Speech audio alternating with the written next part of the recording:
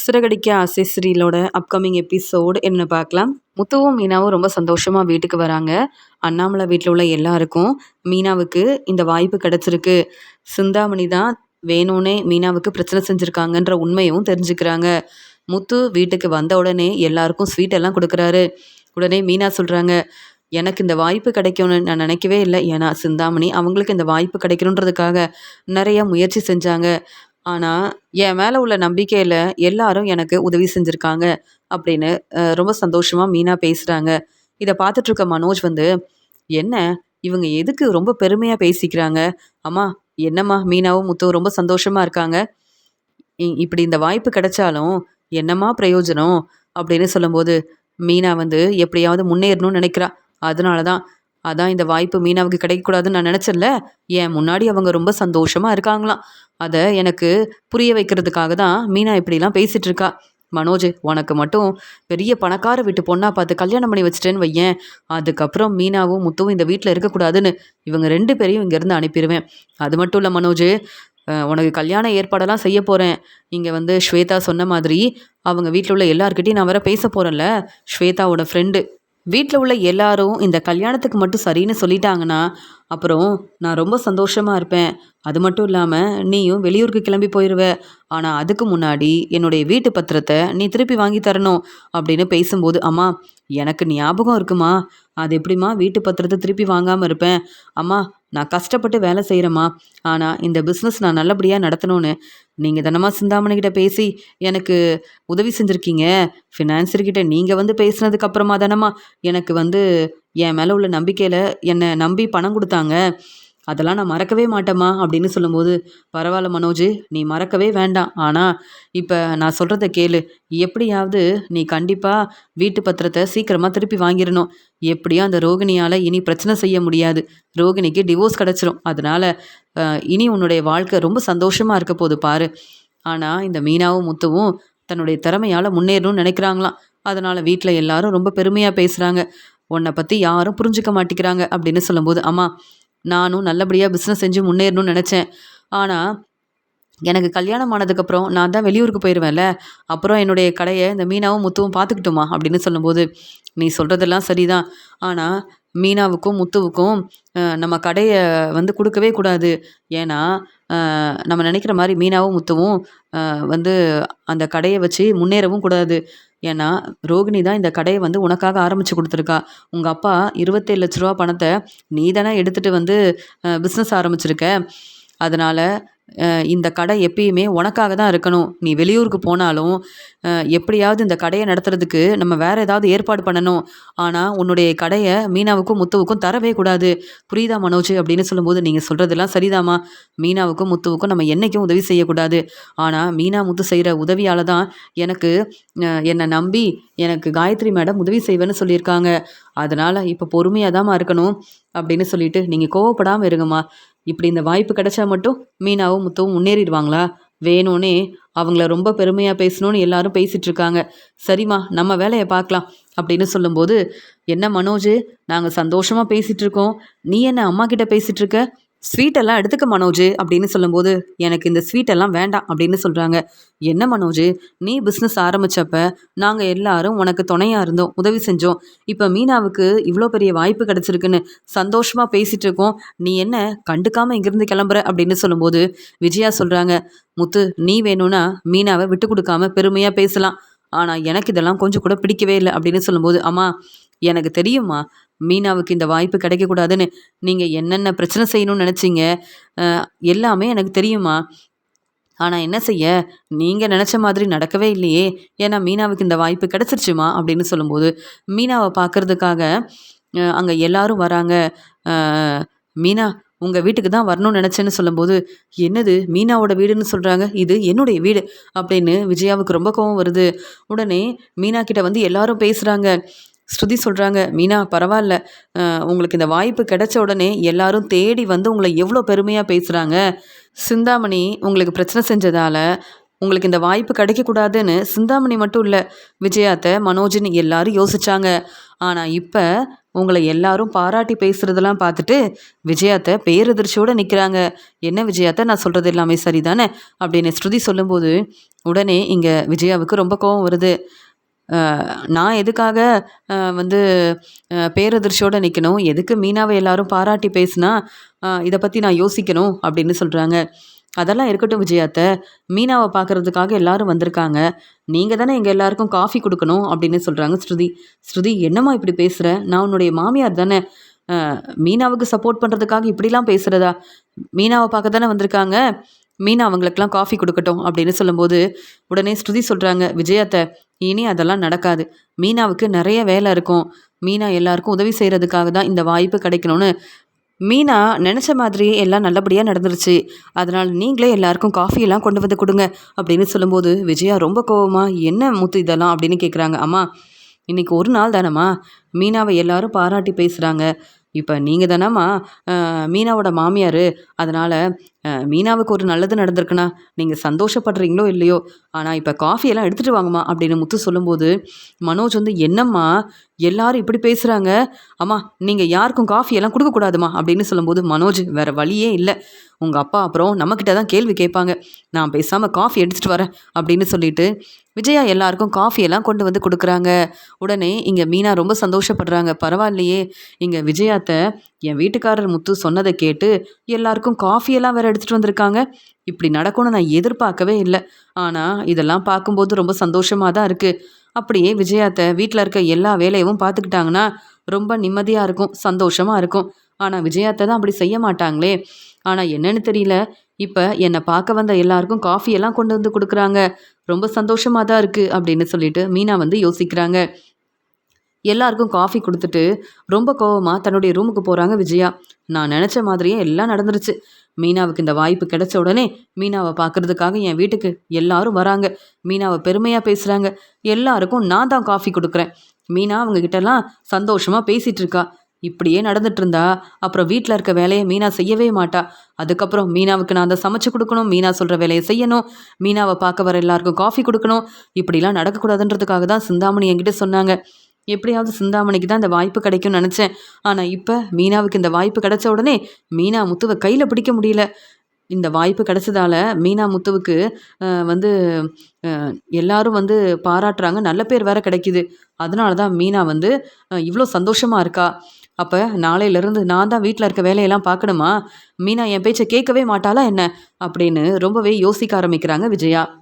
மீனா எல்லார்கிட்டேயும் பேசிட்டு கிச்சனுக்கு போகும்போது அண்ணாமலை சொல்கிறாங்க, என்ன மீனா கிச்சனுக்கு போகிற அப்படின்னு கேட்கும்போது, ஆமாம் மாமா, நிறைய வேலை இருக்குல்ல, எல்லாருக்கும் சமைச்சு கொடுக்கணும், அதனால தான் கிச்சனில் இருக்க வேலையை பார்க்குறதுக்காக போகிறேன்னு சொல்லும்போது, என்ன மீனா விஜயாவை பார்த்தல, வந்த எல்லாருக்கும் காஃபியெல்லாம் கொண்டு வந்து கொடுத்துருக்கா, நீ ரெஸ்ட் எடுமா, அது மட்டும் இல்லாமல் ஹாஸ்பிட்டல்லேருந்து வந்திருக்க, நீ வந்து முயற்சி செஞ்சதால தான், நீ வந்து நம்பிக்கையாக இருந்ததால தான் இந்த பெரிய வாய்ப்பு உனக்கு கிடச்சிருக்கு, நீ ரெஸ்ட் எடுக்காமல் இப்போவே கிச்சனில் இருக்க வேலையை பார்க்குறதுக்காக போறியே, இனி இருக்கிற வேலை எல்லாத்தையும் விஜயா பார்த்துப்பா, எல்லாருக்கும் சமைக்கணும் அவ்வளவுதானே, இத்தனை நாள் ரவி தான் இந்த வேலையை பார்த்துட்டு இருந்தான், ஆனால் இனி வீட்டில் இருக்க விஜயா வந்து எல்லாருக்கும் சமைச்சு கொடுப்பா அப்படின்னு சொல்கிறாங்க அண்ணாமலை.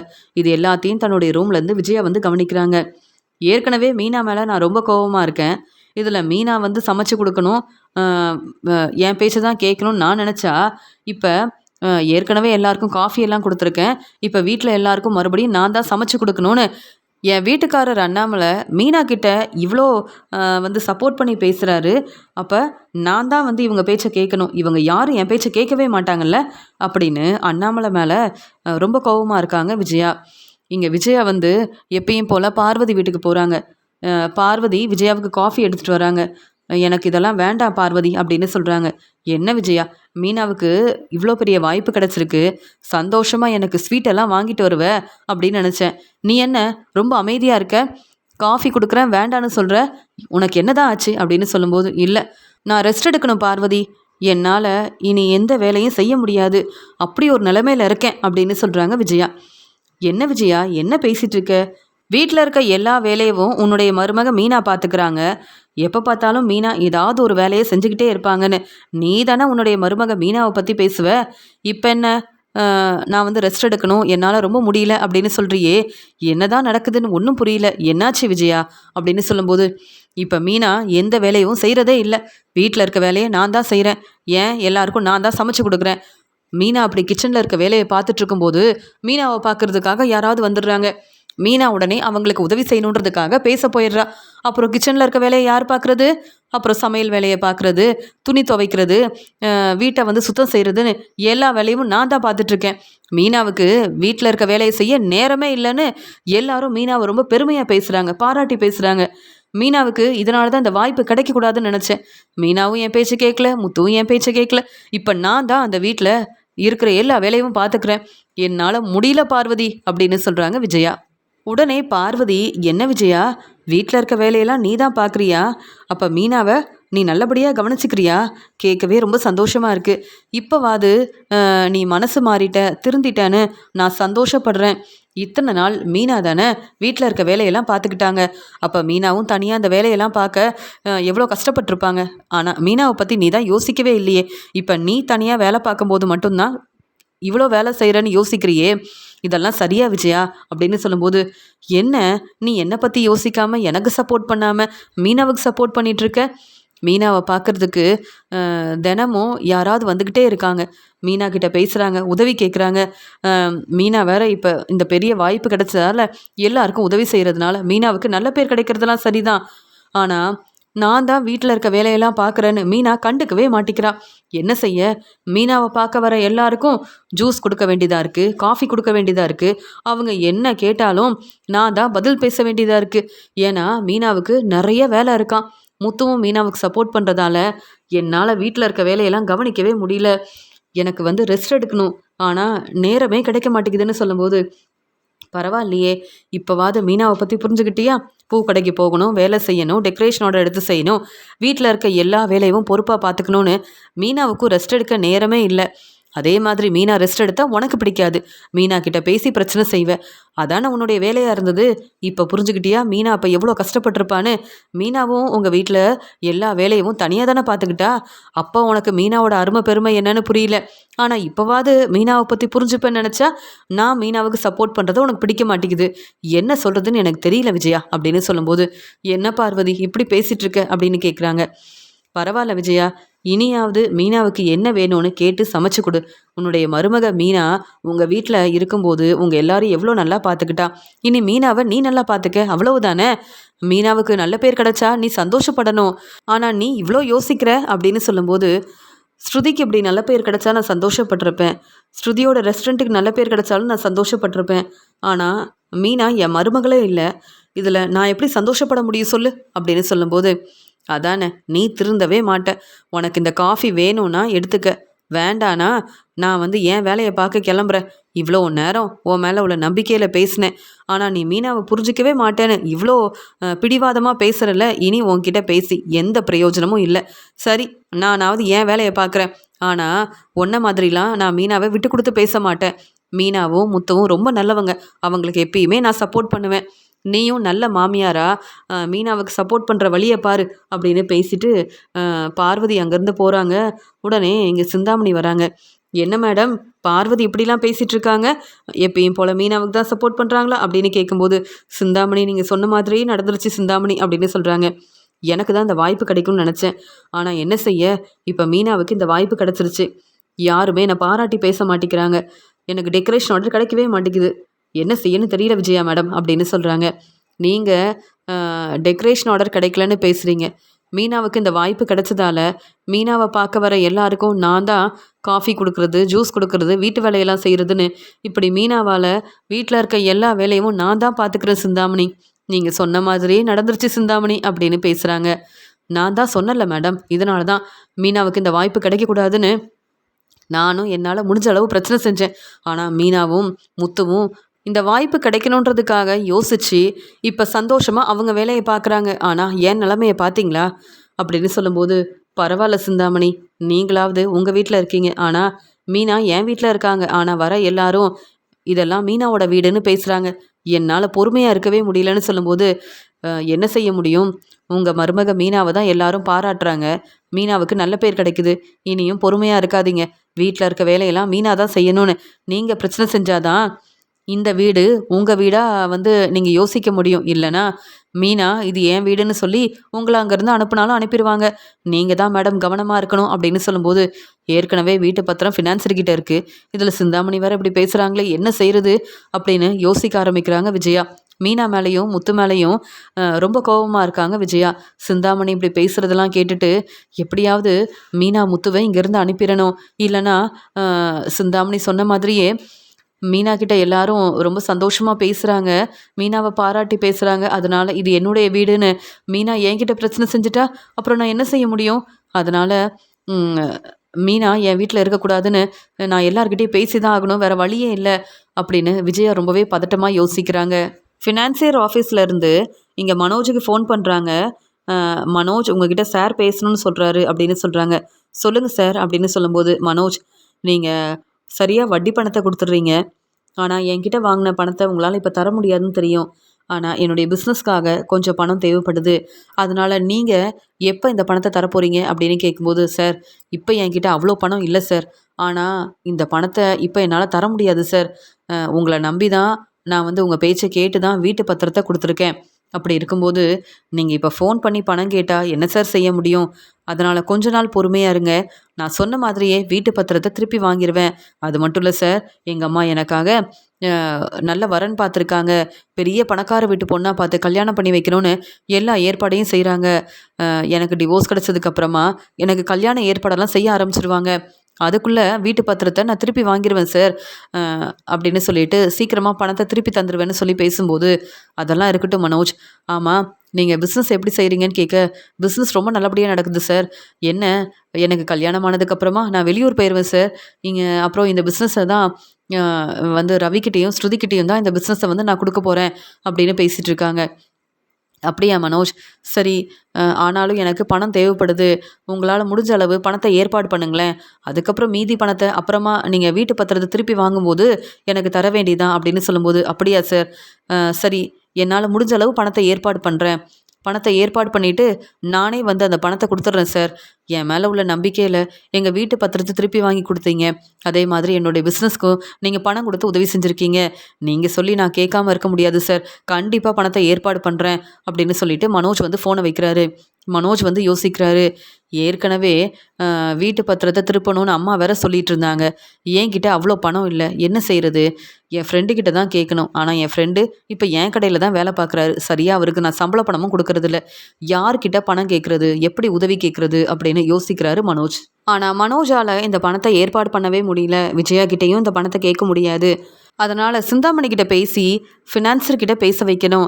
சிந்தாமணியும் ஃபினான்சியரோட ஆஃபீஸ்க்கு வந்தாங்கன்னா கண்டிப்பாக நமக்காக பேசுவாங்க, உதவி செய்வாங்க அப்படின்னு இங்கே மனோஜ் வந்து சிந்தாமணிக்கு ஃபோன் பண்ணுறாங்க. மேடம், நீங்கள் தான் இங்கே ஃபினான்சியரை பார்க்குறதுக்காக வரணும்.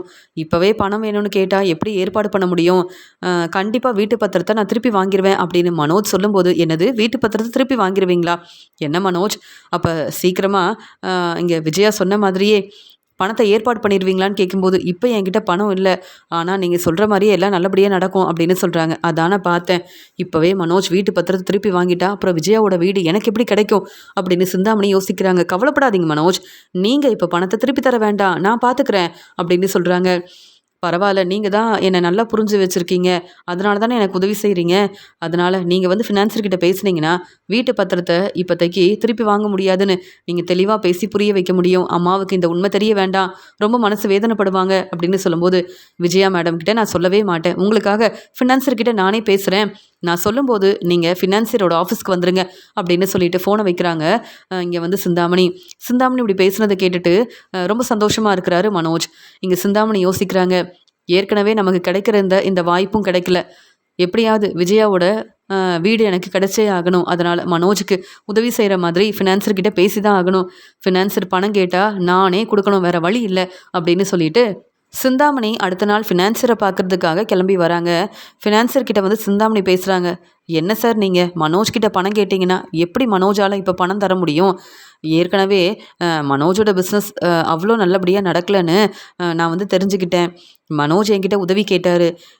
ஆமாம், இப்போ மனோஜ் எவ்வளோ பணம் கொடுக்கணும்னு நீங்கள் எதிர்பார்க்குறீங்க அப்படின்னு சொல்லும்போது, உடனே ஃபினான்ஷியர் வந்து எவ்வளோ பணம் தேவைப்படுது அப்படின்ற உண்மையை சொல்கிறாரு. சரி, இப்போ நானே உங்களுக்கு பணம் கொடுக்குறேன், ஆனால் மனோஜ் கிட்ட நீங்கள் பணம் கேட்க வேண்டாம் அப்படின்னு சொல்லும்போது, அப்படியா, சரி சிந்தாமணி, நீங்கள் பணம் கொடுக்கும்போது எதுக்கு மனோஜ் கிட்ட பணம் கேட்க போகிறேன் அப்படின்னு பேசின உடனே சிந்தாமணி வேறு வழி இல்லாமல் அங்கே வந்து பணம் கொடுக்குறாங்க. அந்த சமயம் சிந்தாமணி மனோஜுக்கு ஃபோன் பண்ணுறாங்க. மனோஜும் ஃபினான்சரோட ஆஃபீஸ்க்கு வராங்க.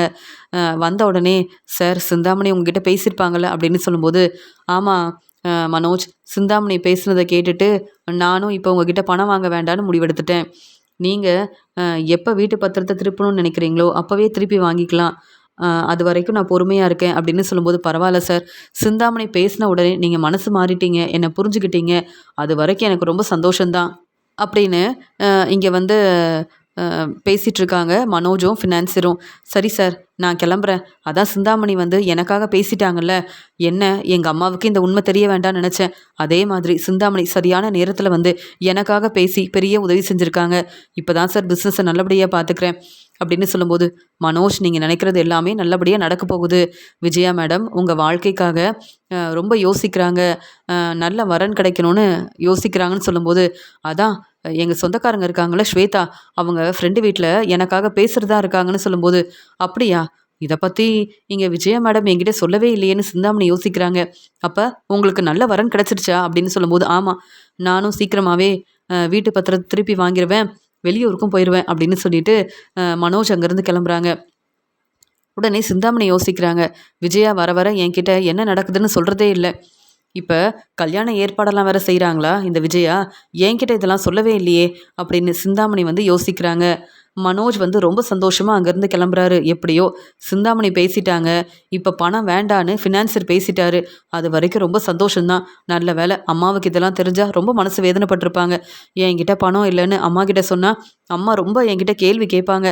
அப்படிலாம் நடக்காமல் எனக்கு உதவி செஞ்சது சிந்தாமணி தான் அப்படின்னு சந்தோஷமாக அங்கேருந்து கிளம்பி வரும்போது, இங்கே ரவி வந்து சாப்பாடு ஆர்டர்லாம் எடுத்திருக்காரு. சாப்பாடெல்லாம் கொடுக்கறதுக்காக அங்கே பக்கத்தில் இருந்த ரெஸ்டாரண்ட்டுக்கு வந்திருப்பாரு. இங்கே ஃபங்க்ஷனுக்காக தான் சாப்பாடு ஆர்டர் கொடுத்துருந்தாங்க அப்படின்னு அதே இடத்துக்கு வந்து ரவி வந்திருப்பாரு. தன்னுடைய வேலையெல்லாம் முடிச்சுட்டு ரவி வந்து ஸ்ருதியோட ரெஸ்டாரண்ட்டுக்கு கிளம்பலான்னு நினைக்கும்போது அங்கே மனோஜ் வந்திருக்கிறத கவனிப்பார். மனோஜ் அப்படின்னு கூப்பிடும்போது மனோஜ் கண்டுக்காம காரில் உடனே கிளம்பிடுறாரு. மனோஜ் எதுக்கு இங்கே வந்திருக்கான் என்னன்னு தெரியல அப்படின்னு சொல்லிட்டு அங்கே நின்று பார்த்துக்கிட்டே இருக்கும்போது சிந்தாமணியும் வருவாங்க. சிந்தாமணி எதுக்கு இங்கேருந்து வராங்க, அப்போ மனோஜ் வந்து சிந்தாமணியை பார்க்க தான் வந்திருக்காங்களா அப்படின்னு யோசிக்க ஆரம்பிக்கிறாரு ரவி. அந்த சமயம் ஃபினான்சியர் வந்து அவருடைய ஆஃபீஸ்லேருந்து வெளியில் வரதை ரவி கவனிப்பார். ஆமாம், இங்கே மனோஜ் கிட்ட பணம் கேட்டு நம்ம வீட்டுக்கு வந்தது இந்த ஃபினான்சியர் தானே. அப்போ மனோஜ் வந்து இவங்கள பார்க்குறதுக்காக தான் வந்துட்டு போகிறானா, எனக்கு ஒன்றுமே புரியல. மனோஜ் எதுக்காக வந்திருக்கான்ற உண்மையை நம்ம கேட்டாலும் கண்டிப்பாக சொல்ல மாட்டான், அப்புறம் எப்படி இந்த உண்மையை கண்டுபிடிக்கிறது அப்படின்னு ரவி யோசிக்கும்போது அங்கே ஃபினான்சியர் வெளியில் கிளம்புறாரு. ஆனால் இங்கே வந்து சிந்தாமணி அங்கேயே நின்று வந்து ஃபோன் பண்ணுறாங்க. ஆமாம், நான் தான் வரல, ஆனால் டெக்கரேஷன் ஆர்டர்லாம் நல்லபடியாக நடக்குதுல்ல, இந்த மனோஜுக்காக தான் ஃபினான்சியரை பார்க்குறதுக்காக இங்கே ஆஃபீஸ்க்கு வந்தேன். மனோஜுக்காக நான் தான் தேவையில்லாமல் இந்த சார்கிட்ட பணம் கொடுத்துருக்கேன். இதெல்லாம் எனக்கு தேவையில்லாத வேலை தான். ஆனால் விஜயாவும் மனோஜும் என்கிட்ட உதவி கேட்குறாங்க, நானும் அவங்களுக்காக நிறைய உதவி செய்கிறேன். ஏன் மனோஜோட பிஸ்னஸ்க்காக ஃபினான்சர்கிட்ட நிறையா பணம் வாங்கி கொடுத்தது நான் தான். ஆனால் இப்போ எனக்கே தெரியாமல் மனோஜுக்கு இந்த விஜயா கல்யாண ஏற்பாடெல்லாம் செய்கிறாங்க. மனோஜ் சீக்கிரமாகவே விஜயாவோட வீட்டு பத்திரத்தை திருப்பி வாங்குறதா இப்போ தான் என்கிட்ட பேசிட்டு கிளம்பியிருக்கான் அப்படின்னு சொல்லி பேசிகிட்டு இருக்கும்போது இது எல்லாத்தையும் ரவி வந்து கவனிக்கிறாரு. உண்மையை தெரிஞ்சுக்கிட்டு பேரதிர்ச்சியோடு நிற்கிறாரு ரவி. என்ன நடக்குதுன்னு ஒன்றுமே புரியல. எதுக்காக இங்கே சிந்தாமணி இப்படிலாம் பேசிகிட்டு இருக்காங்க? அப்போ சிந்தாமணி தான் மனோஜுக்கு நிறைய உதவி செஞ்சுருக்காங்களா? மனோஜோட பிஸ்னஸ்க்காக இங்கே அம்மாவும் மனோஜும் ஃபினான்சர்கிட்ட பணம் வாங்கியிருக்காங்க. இந்த உண்மை வீட்டில் இருக்க எங்கள் யாருக்கும் தெரியாதே. சிந்தாமணி இப்போ ஃபோனில் என்ன தான் பேசுகிறாங்கன்னு கேட்கும்போது தான் இந்த உண்மை எனக்கு தெரிய வந்திருக்கு. அப்போ சிந்தாமணி பேச்சை கேட்டு தான் மனோஜ் வந்து நிறைய பணம் வாங்கியிருக்காங்க. இந்த உண்மை என் அம்மாவுக்கு தெரியும். ஆனால் இத்தனை நாள் இந்த உண்மையை சொல்லாமல் எங்கள் எல்லாரையும் ஏமாற்றிருக்காங்க, பொய் சொல்லியிருக்காங்க. இந்த உண்மை எனக்கு தெரிஞ்ச உடனே மனோஜ்கிட்ட கேள்வி கேட்கணுன்னு தான் தோணுது. ஆனாலும் நான் பொறுமையாக தான் இருக்கணும். முத்து, மீனா அண்ணி, என் அப்பான்னு எல்லார்கிட்டேயும் இந்த உண்மையை சொல்லணும். மனோஜை சும்மா விடக்கூடாது. மனோஜ் தன்னுடைய பிஸ்னஸை பற்றி யோசிக்கிறான்.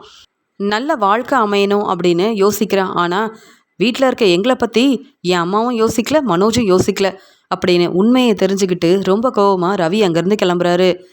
மனோஜ் கிட்ட பேசணும்னு நினச்சேன். மனோஜ் என்னை கண்டுக்காம ரொம்ப சந்தோஷமாக இங்கேருந்து கிளம்புறான்ல.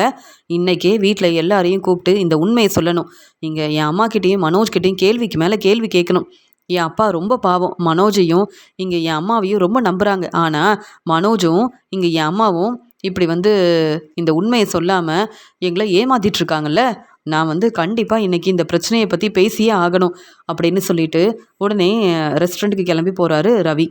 ரவி வந்த உடனே ஸ்ருதி கேள்வி கேட்குறாங்க. ரவி, என்னாச்சு ரவி? என்ன சீக்கிரமாக திரும்பி வருவேன்னு பார்த்தா இவ்வளோ நேரமாக என்ன தான் செஞ்சிட்டு இருந்த அப்படின்னு சொல்லும்போது, இல்லை அதெல்லாம் ஒன்றும் இல்லை அப்படின்னு சொல்லும்போது, இல்லை என்ன பிரச்சனை நீ தெளிவாக சொல்லு அப்படின்னு கேட்குறாங்க ஸ்ருதி. நடந்த உண்மையை சொல்கிறாங்க. என்னது, விஜயாத்தை மனோஜுக்கு உதவி செய்கிறதுக்காக வீட்டு பத்திரத்தை திருப்பி வாங்கிட்டாங்களா? அதே வீட்டு பத்திரத்தை திருப்பி கொடுத்துருக்காங்களா? அப்போ ஃபினான்சர்கிட்ட வீட்டு பத்திரத்தை கொடுத்துருக்காங்கன்னு இப்போ தான் உனக்கு தெரியுமா? அது மட்டும் இல்லாமல் இந்த உண்மை நம்ம யாருக்கும் தெரியக்கூடாதுன்னு வேற இவங்க எல்லாரும் யோசிக்கிறாங்களா? அப்போ மனோஜுக்காக விஜயாத்தை இவ்வளோ பெரிய உதவி செஞ்சுருக்காங்கன்னா வீட்டில் எல்லாருக்கிட்டையும் சொல்லியிருக்கலாமே. முதல்ல முத்து, மீனான்னு எல்லாருக்கிட்டையும் இந்த உண்மையை சொல்லணும். மனோஜுக்காக மட்டும் விஜயாத்தை இவ்வளோ பேசுகிறாங்க, உதவி செய்கிறாங்க, சப்போர்ட் பண்ணுறாங்க. ஆனால் மீனாவுக்கு இந்த வாய்ப்பு கிடச்சிருக்குன்னு விஜயாத்தை கொஞ்சம் கூட சந்தோஷப்படவே இல்லை. அதனால் கண்டிப்பாக நான் விஜயாத்துக்கிட்ட கேள்விக்கு மேலே கேள்வி கேட்பேன். ரவி, ரெஸ்டாரண்ட்டில் இருக்கிற வேலையெல்லாம் அப்படியே இருக்கட்டும்.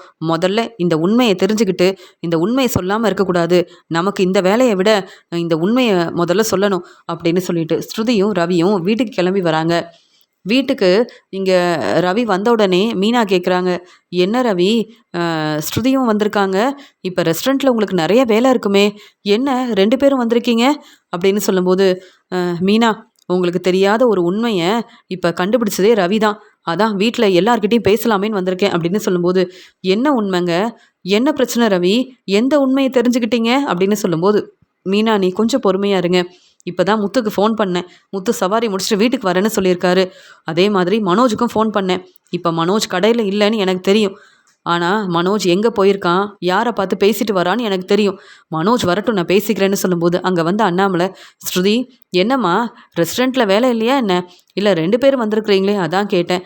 ஆமாம் விஜயா, நீ சமையல் வேலையெல்லாம் செஞ்சிட்டியா?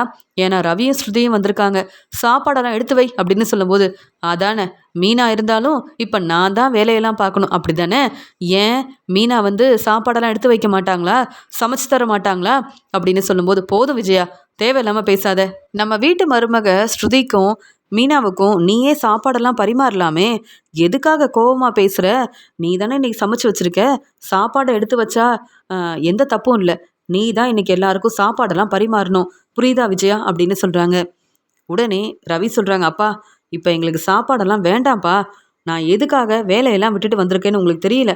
அதான் இவ்வளோ பொறுமையாக பேசிகிட்டு இருக்கீங்க. அம்மா மீனா, நீ தான் வீட்டில் இருக்கிற வேலையெல்லாம் பார்க்கணும், சமைச்சு கொடுக்கணும், சாப்பாடு பரிமாறணும் அப்படின்னு எவ்வளோ பேசுகிறீங்க. ஆனால் நீங்கள் மட்டும் என்னம்மா எங்களுக்கு தெரியாமல் மனோஜுக்கு உதவி செய்கிறேன்னு என்னென்ன வேலை செஞ்சுருக்கீங்கம்மா அப்படின்னு சொல்லும்போது, ரவி, என்ன முத்து மாதிரியே பேசுகிற, கேள்வி கேட்குற, அப்படி நான் என்ன பண்ணிட்டேன் அப்படின்னு சொல்லும்போது, நீங்கள் என்ன செஞ்சுருக்கீங்க, மனோஜுக்கு உதவி செய்கிறதுக்காக சிந்தாமணி எவ்வளோ உதவி செஞ்சுருக்காங்க உங்களுக்குன்னு எல்லா உண்மையும் நான் சொல்கிறேம்மா, எனக்கு தானே இந்த உண்மை தெரியும்னு சொல்கிறாரு ரவி. ஒன்றுமே புரியாமல் விஜயா யோசிக்கிறாங்க. ரவி இப்படிலாம் பேசவே மாட்டானே, முத்து தான் தேவையில்லாமல் பேசி பிரச்சனை செய்வான். இப்போ ரவியும் ஸ்ருதியும் வேலையெல்லாம் விட்டுட்டு இங்கே வீட்டுக்கு வர வந்திருக்காங்க. சாப்பிட சொன்னால் வேண்டான்னு சொல்கிறாங்க. ஆனால் என்ன பேச வராங்கன்னு ஒன்றுமே புரியலையே அப்படின்னு யோசிக்கும்போது ஸ்ருதி மீனா, உங்ககிட்ட நான் பேசணும் அப்படின்னு சொல்கிறாங்க. நடந்த உண்மையை மீனா கிட்ட சொல்கிறாங்க ஸ்ருதி. மீனா பேரதிர்ச்சியோடு கேட்குறாங்க. நீங்கள் சொல்கிறது எல்லாமே உண்மைதானா அப்படின்னு கேட்கும்போது, ஆமாம் உண்மைதான், விஜயாத்தையை பற்றின உண்மை இப்போ தான் தெரிய வந்திருக்கு அப்படின்னு சொல்லும்போது மனோஜும் இங்கே முத்துவும் வராங்க. மனோஜ் வந்த உடனே, இந்த முத்துக்கு வேறு வேலை இல்லை ரவி, நீ கூப்பிட்ட உடனே முத்து வந்துடுவான், என்னால் வர முடியுமா? நான் எவ்வளோ பெரிய பிஸ்னஸ் செய்கிறேன், வேலையெல்லாம் விட்டுட்டு அப்படியே வரணும்னு எதுக்கு ரவி ஃபோன் பண்ண? அம்மா பாருங்கம்மா, இந்த ரவி ஃபோன் பண்ண உடனே வேலையெல்லாம் செய்யாமல் அப்படியே கிளம்பி வந்திருக்கேன், இவங்களுக்கெல்லாம் வேறு வேலையே இல்லைம்மா அப்படின்னு சொல்லும்போது, மனோஜ் தேவையில்லாமல் பேசாதுன்னு இங்கே ரவி பேசுகிறாரு. என்ன முத்து மாதிரியே நீயும் இப்படிலாம் பேசிகிட்டு இருக்குன்னு சொல்லும்போதே, மனோஜ் நீ என்னுடைய அண்ணன் தானே, ஆனால் உன்னுடைய பிஸ்னஸை பற்றி யோசிக்கிறியே, எங்களை பற்றி யோசிச்சியான்னு கேட்கும்போது, நான் எதுக்கு உங்கள பற்றி யோசிக்கணும்? எனக்கு என்னுடைய வேலை தான் முக்கியம்னு சொல்லும்போது, அதானே! அதனால தானே வீட்டு பத்திரத்த ஃபினான்சர் கிட்ட குடுத்துருக்க அப்படின்னு ரவி சொல்லிடுறாரு. உடனே விஜயாவும், மனோஜும் ரவிய பார்க்குறாங்க, முத்துவ பார்க்குறாங்க. உடனே இங்க மனோஜ் வந்து, "என்ன பேசுற ரவி? தேவையில்லாம பேசி பிரச்சனை செய்யாத. உனக்கு தான் வேற வேலை இல்ல.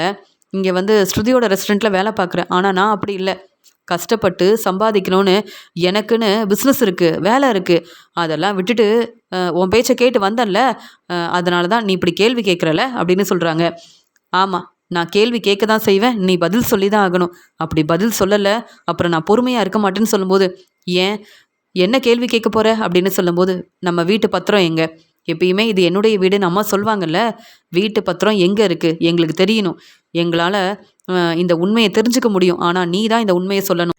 அப்படின்னு இங்க ரவி கேள்வி கேட்கும்போது, உடனே இங்க முத்து வந்து மீனா கிட்ட, "என்ன மீனா, ரவி பேசுறது எல்லாமே உண்மைதானான்னு?" சொல்லும்போது, "ஆமா.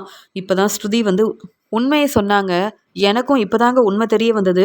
ரவி சொல்றது எல்லாமே உண்மைதான். இன்னைக்கு மனோஜ் வந்து ஃபினான்சியர் ஆஃபீஸில வந்து பேசிட்டு வந்திருக்காரு.